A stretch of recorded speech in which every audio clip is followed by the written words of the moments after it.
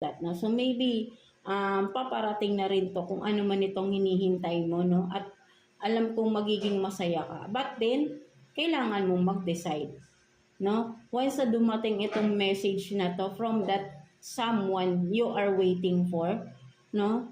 At alam mo sa sarili mo na meron kang dapat pagdesisyonan, no? Once that message has arrived, no? Something like that, right? Mga Capricorn natin. So, yeah, alam mo na rin yan kung ano yan, right? Mga Capricorn natin. So, yeah, that's it, no? So, what else? Kuha pa tayo ng mga sitwasyon for you, mga Capricorn natin. What else? Ano pang meron for Capricorn?